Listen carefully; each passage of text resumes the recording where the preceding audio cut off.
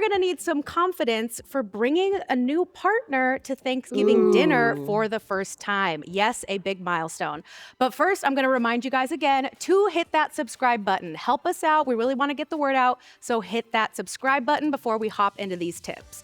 But let's talk bringing a new partner to Thanksgiving. Okay. Whether you're bringing a new partner or you're the new partner being brought to Thanksgiving, this is a big milestone in any relationship and kind of tough to navigate, especially with family traditions, turkey talks, and a lot of family members prying into your relationships a lot. But don't worry, I have 5 quick tips for you guys in bringing a new partner to Thanksgiving dinner. And we'll go over it a little bit in detail after. Let's hear them. Tip number 1 is to prepare. Prep your partner with any type of common ground they might have with family members. If game night gets a little too competitive or if grandma's gonna be asking too many questions, this will really give your partner a heads up and keep them relaxed and avoid any surprises.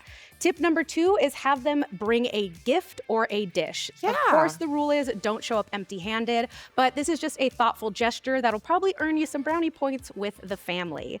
Tip number 3, be their tour guide. So when you arrive, show them around and make those introductions. It'll make dinner a lot less awkward and kind of feel like you're already incorporated into the family before dinner time even begins. Tip number 4, be a good conversationalist. You're probably going to be asked a lot of questions during dinner, so expect to be answering questions, but also asking them. You want to show that you're interested in getting to know their family and that you're actually invested in the relationship. And tip number 5, carve out some alone time. Thanksgiving can be so overwhelming, so take some time to step outside for a quick walk or wash dishes together, something to just regroup and make sure that you're both comfortable and having a good time. So those are just some 5 quick tips for us, but I wanted to ask my hosts here for a few more specifics on these. Carolyn, my first question is going to you. Yes. As our resident stylist, what can a woman or how should she dress if she's going to a holiday dinner and meeting family for the first time? That's something that I worry about. What should they wear? Yes, that's a first and foremost really great thing to consider because you want to feel comfortable. No matter what you're wearing, you have to feel comfortable in it so that you're not focused on what you're wearing, you're not being fidgety, or you're not feeling insecure about what you may have chose to wear. So first and foremost, think about what will make you feel comfortable so that you can bring your best self to the table. Literally. Second of all, another great thing to consider is, ask your partner, if the family's conservative at all, because you want to make sure that what you do choose to wear will be in their comfort zone too. That's right. So that's something to consider as well. I love that. And also asking the attire if they go more formal or some families wear pajamas to dinner. Make sure you get the type of dress code. Yes. Yeah.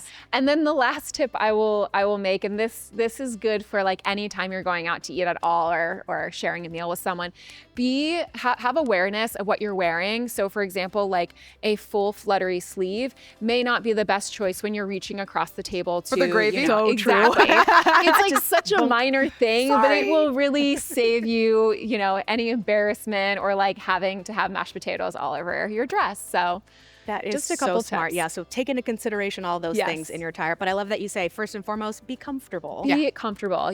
Confidence is everything. So start with that. What would I want to wear and be most comfortable in? Definitely. Now, let's say we're arriving to Thanksgiving dinner. I mentioned don't show up empty-handed. I'm going to ask our hostess with the mostest, Cammie here. You cannot What are some show up ideas to empty-handed. bring? Bring a bottle of wine. Bring another dessert. Bring another special gift just for the host. Sometimes I bring a little small box of just 2 or 3 little candies. That's just for her because you know what? You did this whole meal. This is for everyone else, the wine to share, but this is just for you. I appreciate you and thank you for having me.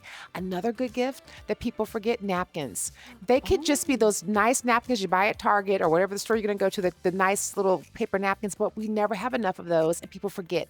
Or if you're like me and they get on sale at the houseware stores, they have a whole 4 or 8 pack and you just bring them to presents, and that way every time they are over, they're like, oh yeah, Cammie bought me those napkins. these are my special napkins.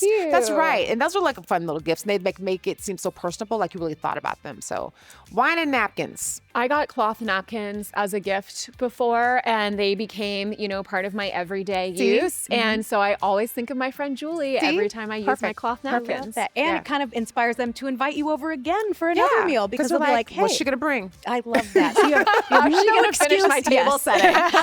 You have no excuse to show up empty-handed with some of those ideas. But now let's talk about some conversation starters at the dinner table. So there might be some lulls, it might be awkward, or it might get political and into topics you don't want to talk about. No. So some easy conversation topics kind of go back into my first tip, which is prepare common ground. Find out from your partner or prep your partner of similarities. Does dad love football and you love football? Bring that up and talk about it. Does mom watch the current season of Dancing with the Stars? Yes. Bring it up and chit chat about it because again, it's something to discuss, but also shows that common ground that like, hey, I actually kind of like this person. Another easy conversation topic would be talk about the dinner. Talk about your Thanksgiving traditions. I know sometimes I've gone to family dinners where they make sweet potato casserole and my family does green bean casserole. Talk about that. Talk about how holidays work and kind of the family dynamic, and you'll get to know them a little bit better. But the main thing that you really need to do with conversation is not only expect to talk about yourself a lot, but make sure to have like little points to talk about. It's almost like a job interview with family. You know how it is. True. You have to kind of sell yourself and show that you are a good partner. So be prepared to talk about yourself and show the highlights about certain things with that. Gotta have a highlight reel ready, huh? You kind of do. And Cammie, you have kids that are probably going to be bringing home some partners for Thanksgiving one day. What's a great way for their partner to make a great impression on you? You know what? Good question. I like it when everyone stays out of my way, out of the kitchen. Okay. I don't want you coming in there to help me. You don't need to be in my kitchen. Why are you? You don't know where anything goes. Get out of there.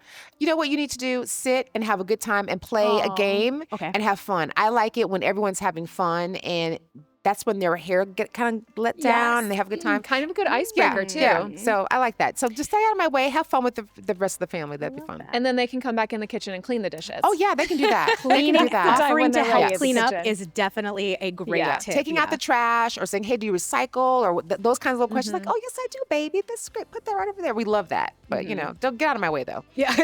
You also had a great tip, too, about maybe involving some liquor. Well, you know what? Here's the thing. When you're bringing that special partner or special someone, this is that time that your family's going to go, who is this? You've never brought this person home. And your Aunt Mildred's there. And I don't know about your Aunt Mildred, but mine is loud and nosy. And so I say before you go, maybe have a drink with your partner and go, listen, Aunt Mildred is going to say this and that. Let's have a tequila before we go and just loosen up. And then that also loosens you up. The other thing I would suggest you, people say that they're not going to do it, but they do it every single time. What when do you they get do? to that party, you don't let go of your partner's hand. Don't you abandon them. Don't run to the kitchen and say hi to my grandma and then leave them there with Aunt Mildred. She's going to ask, what are you doing? How are you dressed? No. Never let go of their hand and present them like, this is my girl, this is my boo, this is Carol, and we're going to get some dressing. That kind of thing, but you never let go of them. Always hold on to them. I might have to disagree. I'm a fan of introducing them, making sure they meet, but I want to see how they react with the family. I want to my make sure they family's can too hold nosy. my own. I don't know. because I also want to go hang out with my JC's going- family and not throwing have them to to the drag them wolves. around. If they can't hold their own in front of my family, then they might not be the one for me. My And family that's is a the lot. ultimate test. My family's a lot. So Maybe that's what it is. Yeah, Aunt Mildred, I might be underestimating her in that case. That's fair. That's why you want to drink first. That's so true. Well, you can invite us over for your Thanksgiving dinner, and I won't leave your side. Wait, but we can't be in the kitchen with you. So No, never no. mind. It just wouldn't work. It That just will wouldn't work.